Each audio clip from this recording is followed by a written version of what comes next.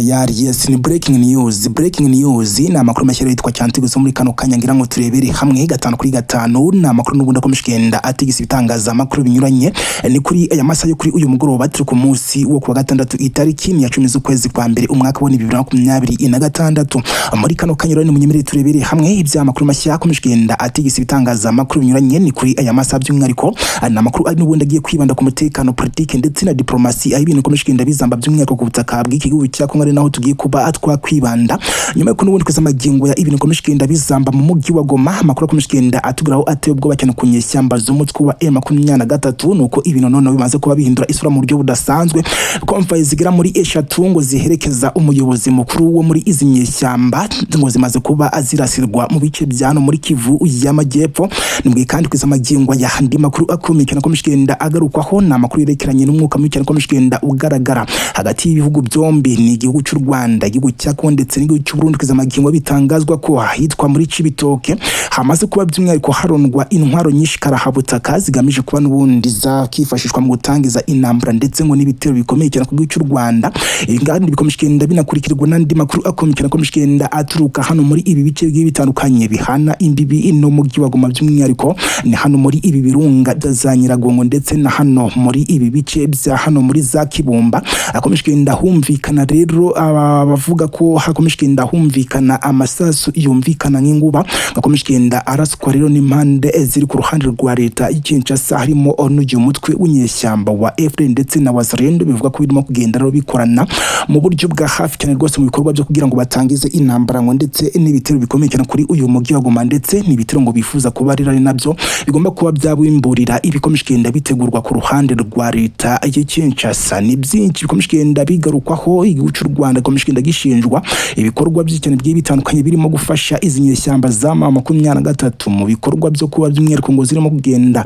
ngo zubaka igihugu kigenga ku butaka bwa hano mu gihugu cya Kongo by'umwihariko ngo barimo kugenda babifashwamo na leta igihugu cy'u Rwanda dore ko mu minsi mike cyane rwose ishize ari nabwo by'umwihariko impuguke z'akanama Karoni zaje kuba azemeza ko igihugu cy'u Rwanda cyongeye kohereza bato zigera kuri 2 z'abasirikare ku butaka bw'iki gihugu cya Kongo. Byose bikaba bikomishikenda bihurira hamwe n'ibikomishikenda noneho abiva ku butaka bwa kiriya gihugu cy'u Burundi byerekeranye no kuba rero ngo hamaze kuba havumburwa undi muvuno mushya werekeranye n'uburyo iyi ntambara igomba kuba yarwanwa ndetse yakoherezwa n'abakomando Beshi kaburo mu ngabo z'igihugu cy'u Burundi arizo Fdnb ku butaka bw'iki gihugu cya Kongo by'umwihariko baciye ku mupaka wa Uvira. Abangaba rero nabo ngo bagiye ko bakifashishwa muri ibi bikorwa by'urugamba ngo rugiye kuba rwatukura bundi bushya rugamije kuba n'ubundi rwakambura M23 imigi ikomeye cyane ya hano muri Kivu y'Amajyepfo ndetse na Kivu y'Amajyaruguru by'umwihariko ku ikubitiro akazamo umujyi wa Goma ndetse n'umujyi wa Bukavu ndetse n'umujyi wa Uvira. Iza magingo rero byishkomishikenda bigaruka rero bikanatangazwa ko izi nyeshyamba nazo zamaze kuba zirahirira ko rwose nta mugi cyangwa se akarere na kamwe ngo zigaruye ngo zigomba kuba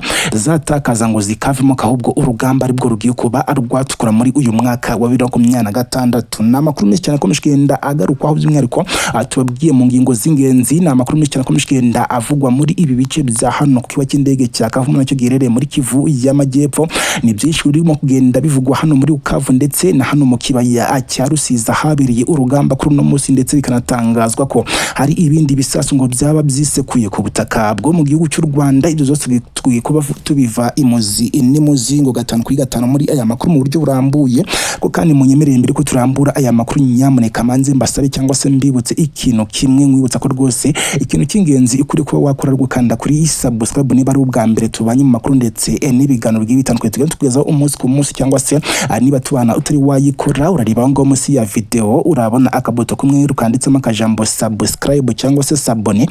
ko uraza kuvuga kandaho inshuro mu yonyine gusa uratubona tujambo dutatu tuzogera wemeze ko hejuru ubundi gihe cyose zarishyiraho inkuru cyangwa se ikiganiro uzajya uhitwa mu bambere ndetse kandi tuzarushaho no kujya tubana gatanu kuri gatanu ni makuru yose ndetse n'ibiganiro binyuranye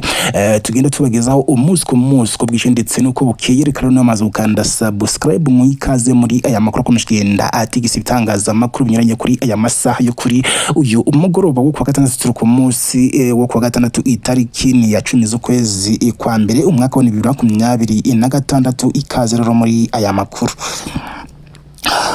Yesirika twicyo cyane rero tudatinze turebere hamwe noneho aya makuru ni mu buryo burambuye ni byinshi bikomeje kugenda bigarukwaho muri aya masaha yo kuri uyu mugoroba. Byinshi bikomeje kugenda bigarukwaho ni bijyanye n'uburyo urugamba rwiriwe rwifashe ku butaka bw'iki gihugu cya Kongo, by'umwihariko nk'amakuru atebwa cyane gikomeje kugenda agarukwaho muri uyu mugoroba, n'amakuru yerekeranye by'umwihariko na konvoy ngo zigira muri 3 ngo zamaze kuba ziraswa. Izi konvoy rero ngo zaje kwa n'ubundi bimenyekana ko ngo zari iby'umwihariko ziherekeje umuyobozi ukomeye cyane mu nyeshyamba za M23, n'umuyobozi utari wamenyekana gusa benshi bakaba bakomeje bakeka ko yaba ari uwitwa General Sultan Makenga, by'umwihariko umwe mu bayobozi karahabutaka ba muri izi nyeshyamba, dore ko ari nawe mugaba mukuru w'izi nyeshyamba za M23. Izi konvoy rero bikomeje kugenda bitangazwa ko zaba zarasiwe hano muri Kivu y'Amajyepfo mu mihanda by'umwihariko ya hano muri uyu mugi wa Bukavu, bigatangazwa ko rero by'umwihariko ngo bamwe mu bakomando n'ubundi bari bazirimo ari bo babashije kwa n'ubundi bakomereka mu buryo bukomeye cyane. Ibingibi kandi bikomeje kugenda bikurikirwa n'andi makuru akomeye cyane yerekeranye n'ibikomeje kugenda bivugwa ku rugamba noneho leta y'igihugu cy'Urundi ndetse na leta y'igihugu cya Kongo bakomeje kugenda bategura by'umwihariko ngo kuba banarutangiza ku gihugu cy'u Rwanda. Ibi bihugu byombi bikomeje kugenda rero ngo birunda intwaro nyinshi cyane